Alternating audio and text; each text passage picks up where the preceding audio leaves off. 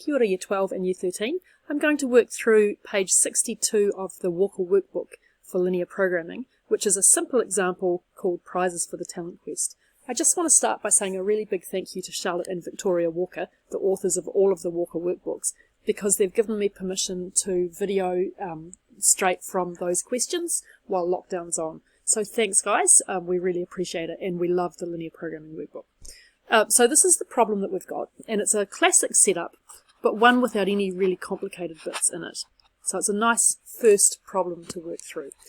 There's lots of words, and we have to turn them into maths. So we've got members of the school council who are making prizes for the talent quest. So that's the setup. They're making up prize packs.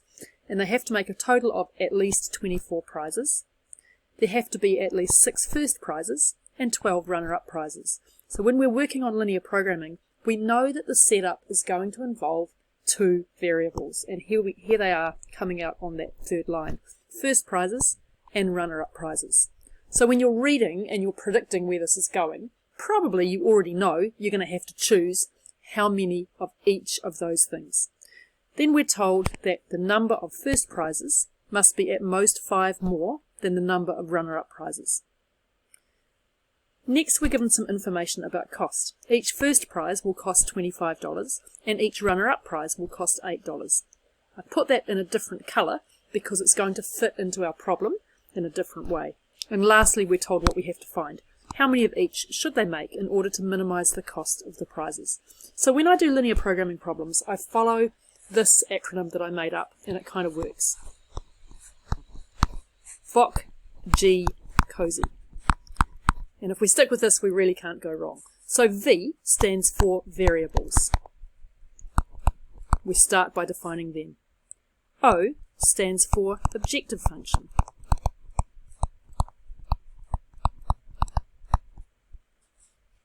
C stands for constraints. So this is kind of like the setting up of the problem. G stands for graph. We're going to do our graph in a wonderful program called Desmos. So if you open another tab on your laptop, just open up a drawing window in Desmos and we'll see quickly how easy that is. Next, we're going to use the information from the graph to do the following things. We're going to get the coordinates of the corner points. Then we're going to take those coordinates and evaluate the objective function at those coordinates. Lastly, we're going to state the optimal point, and it wouldn't be NCA if we didn't do this. We have to interpret in context. So this video is going to take the full 15 minutes. I'm going to try and get through all of those steps quickly. But you might want to go and grab a coffee because it's not going to be that exciting. Right, so let's just first of all look at what we've got. Well, we want to start by defining our variables. The variables are going to be X and Y. And if you set this up carefully, it will help you a lot. So I've written the variables like this. Let the number of first prizes be X. And let the number of second prizes be Y. Now you'll be going, why is she stressing the words the number like that? Well, it's because it's a really common mistake to do this. If you're in a hurry, you'll just write X equals first prizes. And you'll write Y equals second prizes.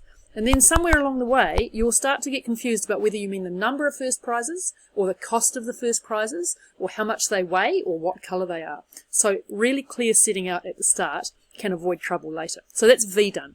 Next, we have to do this mysterious thing called O, objective function. So what is an objective function?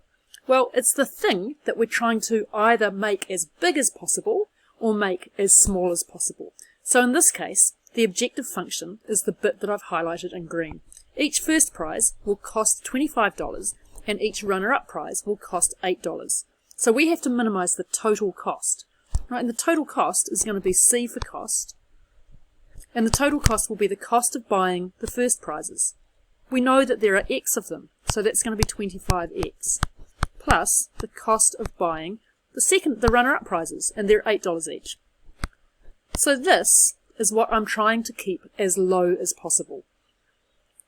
The next bit is the hardest bit, and that's writing the bullet points we've got here into constraints. Right, so a constraint is a limitation on what the members of the school council can do. And we need to write that in terms of X and Y. So in this one, we've got 4 constraints.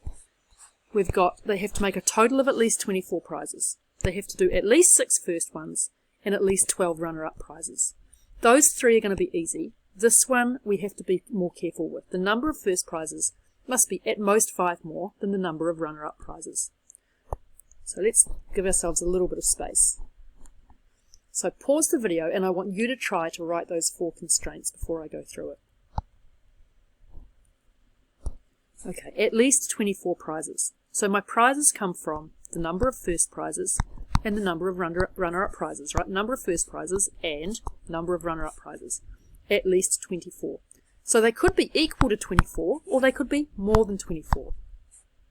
Next, there have to be at least 6 first prizes. So X could be equal to 6 or it could be more than 6. At least 12 runner-up prizes. So Y could be equal to 12 or it could be more than 12. And in the workbook there are pages of going through how to do these at least and at most and equal to and not equal to. Right? So there's lots of chances to do more practice on all of these bits. But my job today is just to do one whole task right through. Okay, then the last constraint is that the number of first prizes must be at most 5 more than the number of runner-up prizes. So it would be okay if we had X equaling Y plus 5. For example, if we had, here's X and here's Y, suppose that I had 11 first prizes and 6 second prizes. That would be fine. But it wouldn't be okay to have 11 and 5. So what we've got going on here is that X has to be less than or equal to Y plus 5. Right, you have to be careful with these. The plus 5 is okay to see, but then students will often put that sign the wrong way around. And again, we're going to get time to do plenty of practice to get those right. There's usually one tricky constraint in any linear programming problem. This one's not too bad. So now we've got those 4 constraints. So let's just see where they are. So there's the total. That's the first prize limit, second prize limit, and the link between how many first and second prizes. So we've done, if we go back to our VOC Cozy, what have we done? Well, we've done the VOC part, right? So we've done the setup. And next we have to go and put this into a graph. I'm going to talk about how we do this on Zoom some more, but we go to Desmos and it's going to colour in which combinations satisfy each of these things. Right? So we're going to get a different shaded region where we're allowed to be for each of these 4 points. And that is called the feasible region. The problem is, if I type this in exactly as they are on Desmos, you're going to see this huge mess of colours. Right? So this one might be shaded like that. The next one might be shaded like this. The next one might be a different colour of blue. And the next one will be a different colour of grey. And I'll show you what this looks like on the Zoom. Right? But when we've got the values that satisfy all 4 of them, when we put those 4 colours together, it goes to a murky kind of brown. So that doesn't work. So what we do instead, whenever we're doing linear programming, is that we write the constraints down beautifully like this, and then we flip them around for when we put them into the graph. Okay, so what I've told you to do here is what we do. We reverse the constraints when we put them into Desmos, and then the unshaded area, the white area on the graph, is the set of points that satisfy the constraints. So this is what it looks like here. When we go to Desmos, our constraint is X plus Y is greater than or equal to 24, but that's not what we type in. So instead we type in this, right? We flip that sign around. The actual constraint is that we have to have at least 6 first prizes, but we flip it around like that. The same with the Y, right? The constraint is really that we must have 12 or more runner-up prizes, but we type it in like this. And the same thing with the last one. So all we change is that sign. And then what we're going to see on the next slide is the output on the graph. So the white area here is the set of all of the x and y combinations that are okay for the constraints. So if we choose any point in that area, then we will have the right number of prizes, we will have the right link between the prizes, and so on. But what we were asked to do was to choose the combination that's going to minimize the cost. And remember, our cost is this. So as we start to increase our prizes, we start to move out, right? So when we're buying no first prizes and no second prizes, the cost is here at 0. And gradually, as the cost increases, we're going to get a line, right, that pushes out. And I'm going to show you on the zooms how we can do that in Desmos with a slider. But the possible points that are going to minimize the cost turn out to be the ones that are at the corners of the shaded region, right? So the feasible region is this big white bit here. What we need to do now is to find the coordinates of the vertices, right? So we've done VOC, G, and now we're on to coordinates. Now, happily for us, all you have to do in Desmos for this to happen is you just double click on each of those vertices, corners, and it gives you the values. So there they are. So what this is saying is that we need to work out which of these three combos is going to give me the lowest total cost. So we take them and we plug them in to my objective function, which is 25x plus 8y.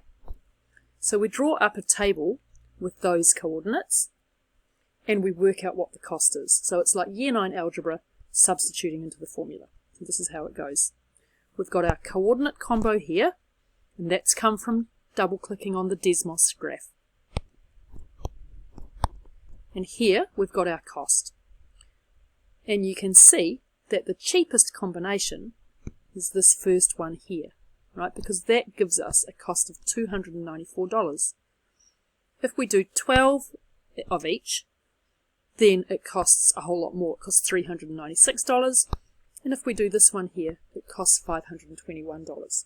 So the best combination is 6 first prizes and 18 runner-up prizes. So let's see where we are. We've done the coordinates and we've done the objective function. Now we have to state and interpret the answer. Okay, so we just have to write out a sentence that says the best combination is 6 first prizes and 18 runner-up prizes, and the cost will be $294. So there you go. 13 minutes. I've got 2 whole minutes left to keep talking. Hopefully that gives you an idea of a basic linear programming problem. The bit that I have not gone over the maths for in here is why it's the corners that give us the cheapest possible points, right? So if we go back into that graph one, the bit that will still be feeling a bit like maths magic is this part here where I said go look, just worry about these points in here, right? We don't have to worry about any of these points in here for being the cheapest. We know that it's got to be one of those 3 vertices. And that's something that I can explain better with small groups of you over Zoom. Okay, so that's probably a good place to stop. As usual, email me if you've got any questions, and I'll do some more of the practice tasks over the next week or so.